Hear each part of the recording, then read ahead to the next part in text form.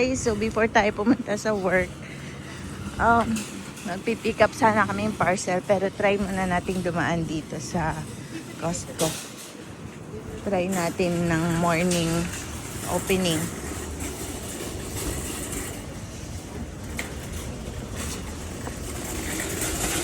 So 9 o'clock ang opening dito. Yung card mo, Dad? Bago ka makapasok, of course, you need to tap your card. Parang ito din pwede eh. Ayun o, yun nga yung tinatap mo.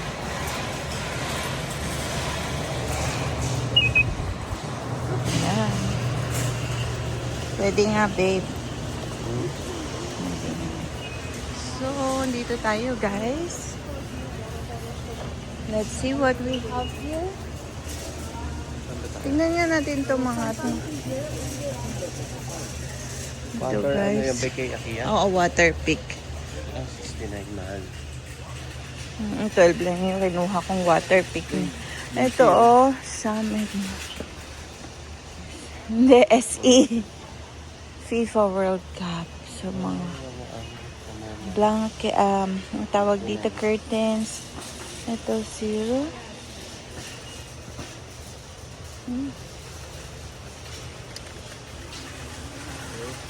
Cooling. Gusto ni Brito.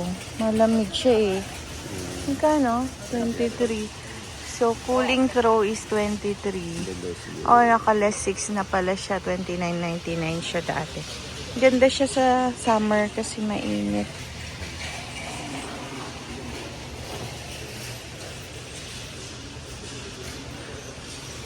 Almond roasted. Oh. May gusto kong bilhin dun sa pagkain. Mamaya. Naamoy ko na yung mga pagkain, babe. Diyan ka muna. Ha? Ano to? Yung kay Miko. 469, oo. Oh, yeah. Packet 3. Bumaba na, no? Oo. Ito naman, naka 399 GoPro Hero 13. Mura din, no? Ito, one. Digital frame. Yung nagbabago-bago. 139 siya, guys. Para upload mo lahat ng Maganda picture yan, mo. oo. Pwede, no? So, Iiwan mo lang sa oo. Para nag-iiba-iba yung picture natin. So, download the Aura frames. Add unlimited photos and videos in ay, gusto ko to, babe. Connect your Wi-Fi, invite others to join. Ay, gusto ko yan. Bibili ako yan. Digital na, no? Parang nakasabit sa bahay. Para mo, nakaano din dapat yung malaki mga din, pinupuntahan natin. So, iyaan na natin dyan. Ganda, oo. Unlimited sabi niya eh. Ilan ang Ano mo nga? 1280 resolution built-in speaker. Maganda unlimited free storage. No subscription. Maganda, babe. I like it. Unlimited storage. Oo. So, sa apps ka mag-a-upload. So, sa apps siya may store, no? Wala bang mas malaki? Malaki sana, no? Pero okay na yan. So, may lalagay yan Sa tabi ng TV. Sandiit kasi dapat yung pang-wall, ano? Mm-mm. Yung laki ng sa natin. Pero maganda yan. Yung laki ng frame na gano'n, no? Kukuha ko nito, guys. Next sahod. Ganda yan. Para nailalagay mo dyan yung mga pinupuntahan natin. Nag-play-play lang siya, di ba? Oo. So, random play. Naamoy ko na yung pizza. Bibili akong pizza. So, guys. Na natin sa damit. Baka may bago sila. Ay. Relo dito. Me too. I like it. Ito, guys. Marami silang mga relo dito na Tommy, Ted Baker, Lacoste, Casio. Ito, babe, Citizen, oh. Ito, maganda, oh. Yan. Guess. Tommy. Itong Tommy, babe, maganda, oh. Asan ba yung pambabae? Tingin tayo pambabae. Seiko. So here guys, Lacoste ladies 160 na. Bulova, Citizen. Mahal na Citizen. Seiko. Timex yung lulo ko dati. Ito, gusto ko. Alfred Sum. Lacoste. So guys, dito naman tayo sa mga pagkain. May hahanapin tayong pagkain eh. Yung nuts na napanood ko, masarap daw yun.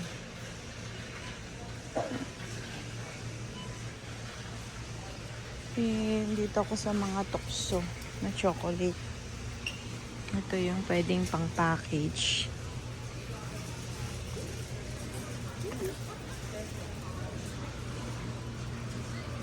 So yung mga nuts dito. Yung added sugar. Zero peanuts. Nuts yun eh. Teka, hanapin natin guys.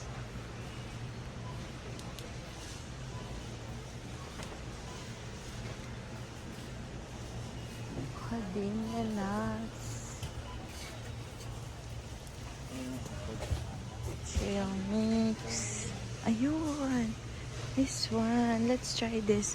So, Savannah Orchard's Honey Roasted Nut Mix. Bili tayo nito. $14.99. Plus 4. $18.99 ang original price niya. Guys, gusto ko na magpa-order sa Pilipinas. Kaya lang, I need a partner from the Philippines. So, dapat dalawa kami. What's this? Protein ranch.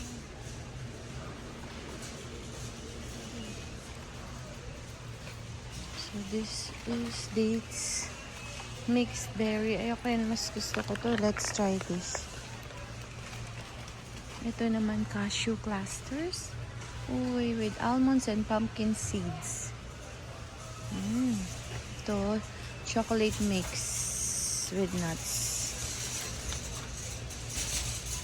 Oh yeah, dark chocolate mangoes, $15.99. So parang ang sarap nito. Try natin. I hope hindi siya maasim. Ba tayo guys. So ito kinakain ni Akia. Dark chocolate, dark plus white chocolate na may strawberry. Ito naman spring truffles. May milk, hazelnut. Ano siya? $21.49.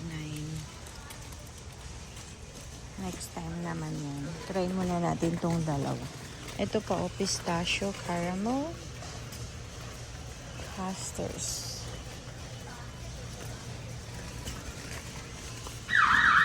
S'mores.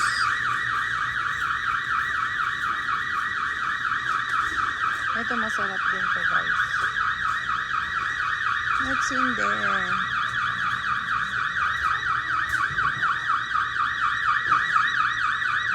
Tayin ko muna. May nag-ingay. Ay?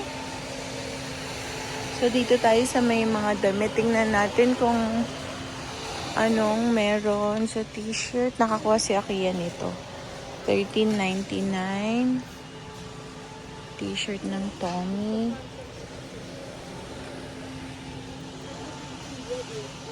T-shirt. So, I have this already. Uy, naka-12 pa. Sleeveless top.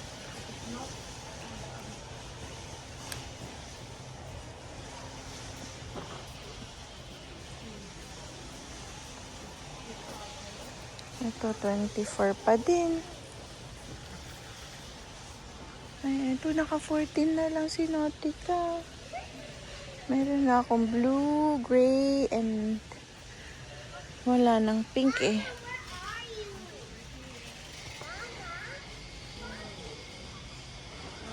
Oh, sayang. They don't have philosophy 9.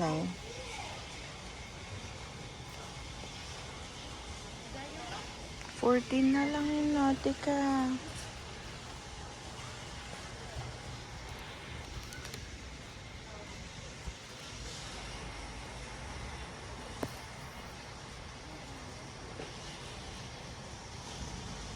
9 na lang siya, guys. So, I think I'll get. Tapos, meron pa ito, Kashi Organic Layered Fruit Bars.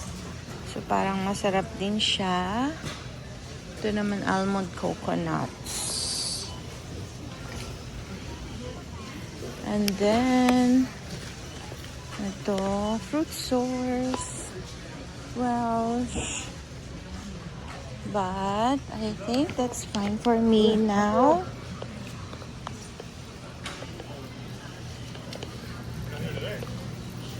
Dito naman yung mga protein bars. Protein drink. So, I think I'm fine. Benetton.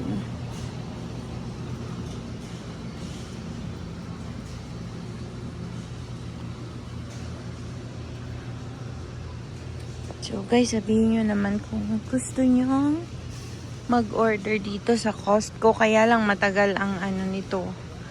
2 to 3 months. Gusto ko magnegosyo, kaya lang I need a partner from the Philippines.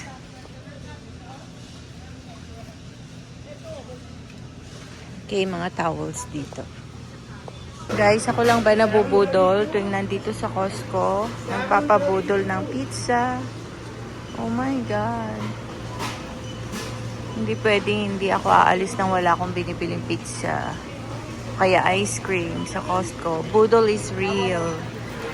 Right, Beshi?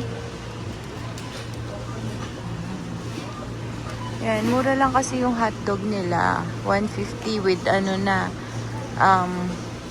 soft drinks. Tapos, unlimited refill pa yan. Tapos yung 18 inches na pizza nila is $12.99 lang. Masarap siya. So, dalawang flavor lang sila. Pepperoni and cheese. Sino ang mga nabubudol ng Costco?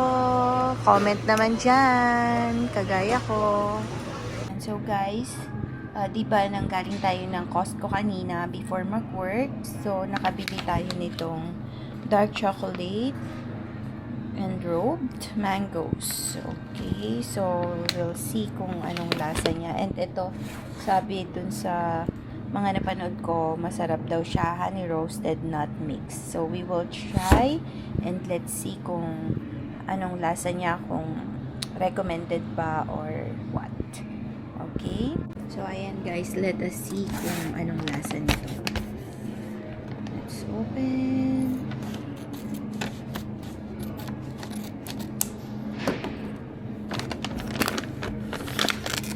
So yung mga gusto yung tingnan, ayan. So check yung nutrition facts. But here it is. Yung inside niya. So, para siyang mango na nababalutan ng, of course, dark chocolate. Let's see.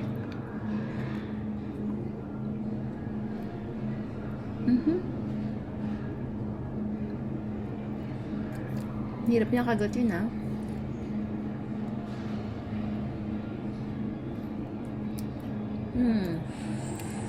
Okay yung chocolate niya. Kaya lang, hirap kagatin yung mango. So far, hindi siya maasim. Kasi yung ibang natitikman kong ganito, maasim.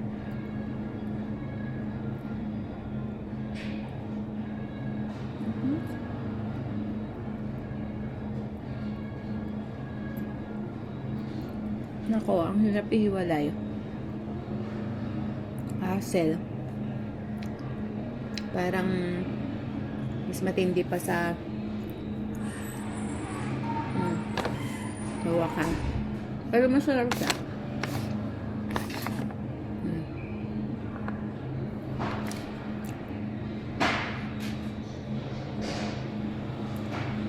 Ang pangit lang, mahirap, matigas yung mango niya. Ang hirap niya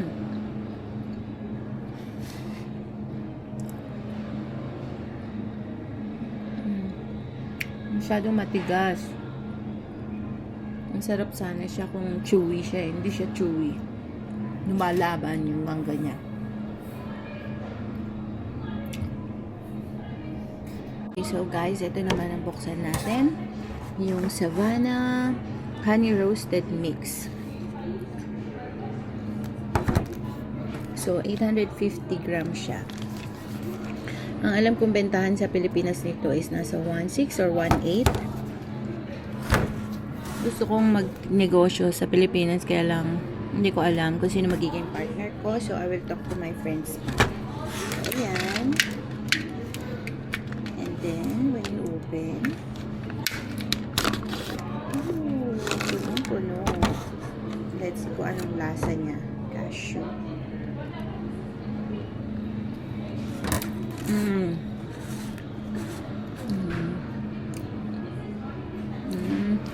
Hindi siya matamis.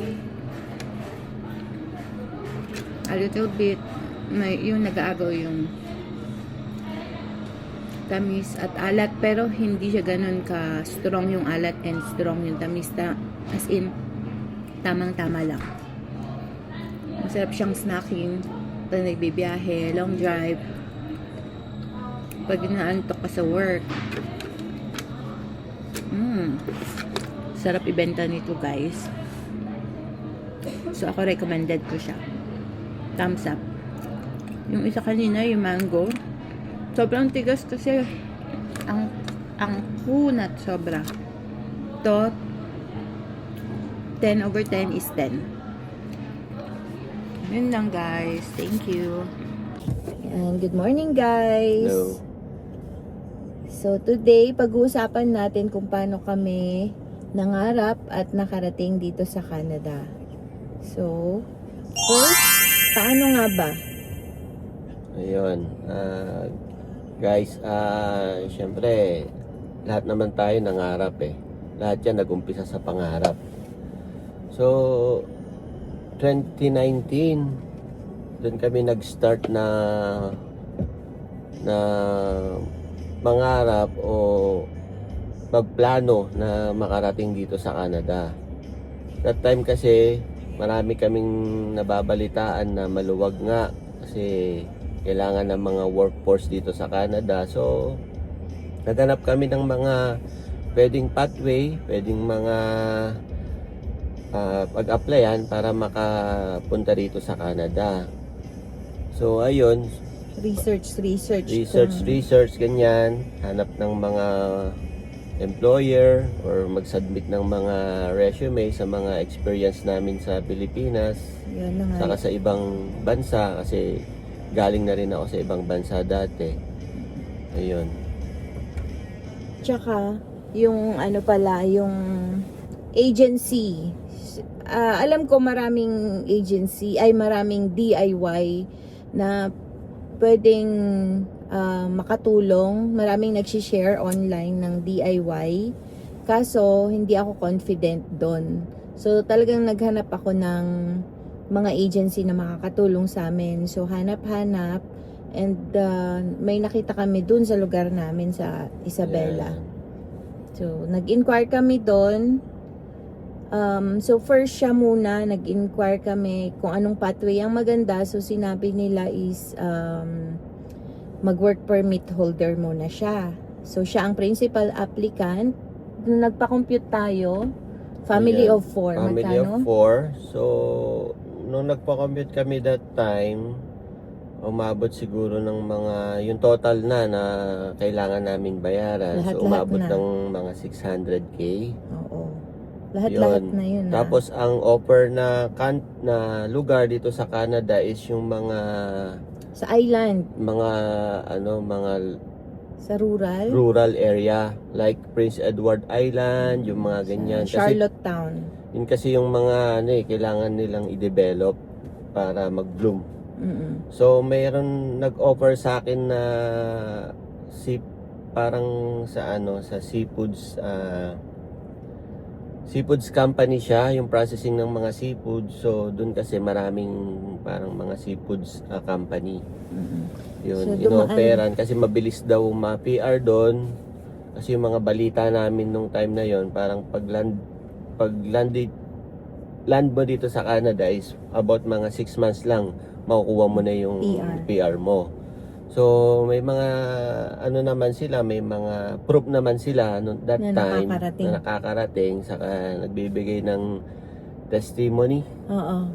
Yeah, na ayun nga, tinatawagan din sila dati na legit naman na nakakarating at na-PPR. Kaya yun, nagkaroon kami ng interest na mag-apply din. Yeah. So, kinagat namin yon yung 600 kasi kaya namang budgetan so far. Makakahiram naman kami. Mhm. So, nag-go kami sa contract sa kanila. Sa agency na yon. And then, so, prepare ng mga kailangan ng papers and everything. Tapos, dumadaan siya sa mga interviews, ganyan. Yeah. Na-interview siya 2 beses. Yeah, Online twice. interview. Oo. Mga 2020 na yon nung nag-sign up na kami ng contract sa kanila. So, Interview ako ng 2 beses. Yung unang company ko is yun nga, fish. Oo. Tapos nung sumunod, ano naman siya, bakery. Parang, bakery. Oo. Oo, bakery. So, ini-interview siya. Talagang ini-interview siya ng puti online kasama yung kasama niya sa video yung may-ari ba o yung ng agency. Yung mga HR ng Mga HR, ano ng company. Ganyan. Tapos yung sa agency namin, sila yung nagko-connect sa amin through through, Ano ba yun? WeChat ba? Ay, No. Skype? Skype pa that Skype. time. Yeah, Skype. Oo, so yung interview talaga naman. No, Zoom. Zoom. Zoom na. So meron naman talagang interview na Oo, nagaganap. legit naman. Mm-mm. So, ang isa pang maganda, merong isang batch na nakaalis. Oo. After mga 6 months siguro, no? Mga 6 kabatch to niya. 8 months na waiting. Mm-mm. Yun, May nakaalis. Nakaalis sila. Sa ano sila? Anong company? Anong trabaho yun? Doon din sa Prince Edward Fiberglass. Island. Ay, Fiberglass meron pa yun. Mm-mm, Meron pang Fiberglass iba yun. nga Ibang yun. batch na naman yun. Nakaalis nga. So, talagang umaasa naman kami. And then, so, hintay-hintay lang. Tapos, ito pa kasagsagan ng pandemic, pinapaluwas sila. So, saka na natin ano yon. Tapos, ganyan. Ang pangit kasi, mag-8 months na, wala pa rin nangyayari sa kanya, kahit paluwas-luwas. Ng Manila, may interview daw, signing of contract. Kaso nga, ang pangit na doon, nung sinesendan na kami ng computation ng overall na babayaran, is umaabot naman na ng hindi lang 1M, 2M. Kasi umaabot na siya ng 3M eh. So na Actually, kami 3M 3M halos na talaga. ang inaabot. Ang unang computation lang kasi namin is nasa 600 600. Kaya lang, nga diba? kami nagka-interest at kaya kami pumayag. kasi kayang budgetan yung 600k. Pero pagka lumampas naman na dun, di na namin alam talaga kung anong gagawin. 3M. So, wala na. Kahit na san-san kami uutang, hindi kakayanin. Hindi kakayanin. Kaya yun, pinull out ko. Yun. Nakapag-down kami doon ng 200k. 250. 200k yung dinaw natin. 200k lang ba? Oo. Oh. So, binawi namin Binawi actually. na lang namin kasi parang nagbago eh. Hindi yun yung nasunod. So,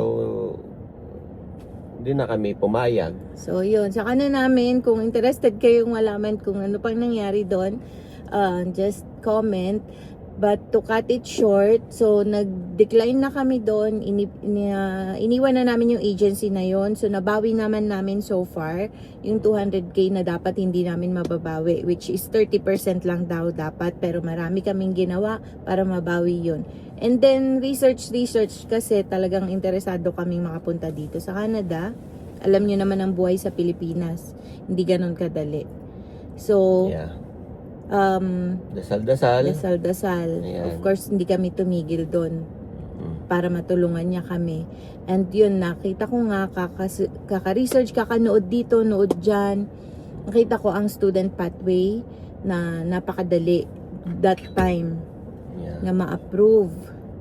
So, yun, naging student ako. Naghanap na naman ako ng agency and prepare ng lahat ng papers.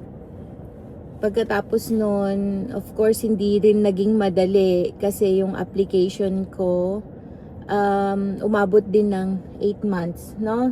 Kasi guys, 2 beses din ako na-refuse kahit na malaking tulong kasi may kapatid ako dito na mag-sponsor sa akin, pero na-refuse pa rin kahit na ginamit ko siya as sponsor. So, nung unang refusal ko is maikli yung home tie ko sa yung home tie ko dito sa Canada na hindi daw ako babalik kasi nga may kapatid na ako dito.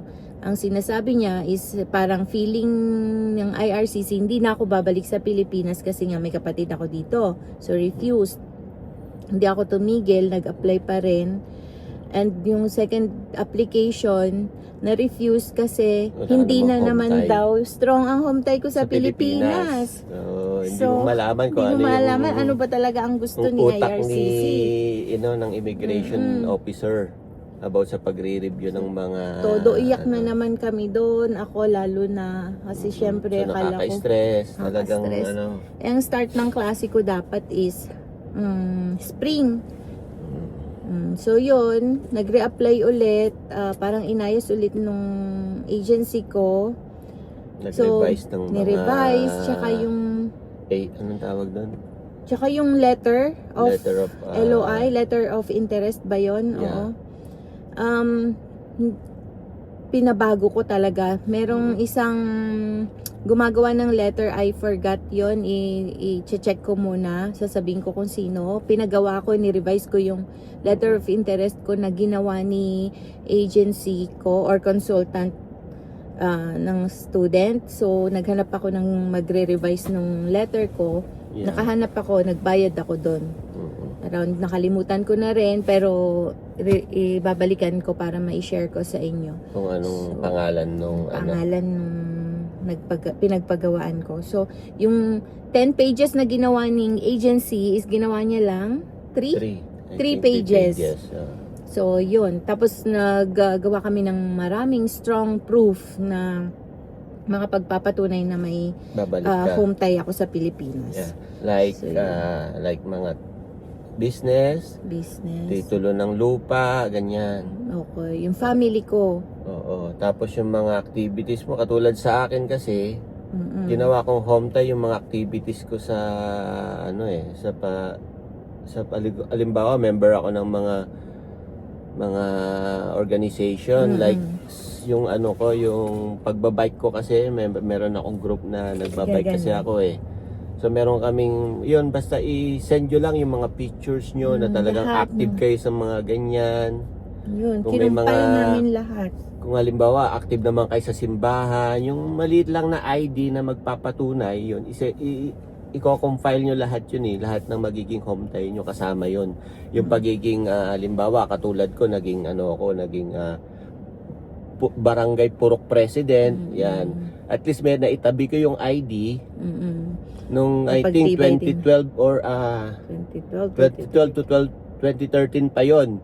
So naitabi ko yung maliit na picture na nakalagay na ako ang President. Purok President. So isinama ko yon. So naging Strong tie na talagang active ako sa Pilipinas na babalik kami. Yun. Ako naman, pinagtibay ko, although wala na akong nanay at tatay sa Pilipinas, may isa akong kapatid, yung tita ko, tsaka yung lola ko, sinabi ko doon na kailangan kong bumalik after 2 years kasi magna-90th birthday yung lola ko. At meron akong pinsan na special na sa akin lang nakadepende.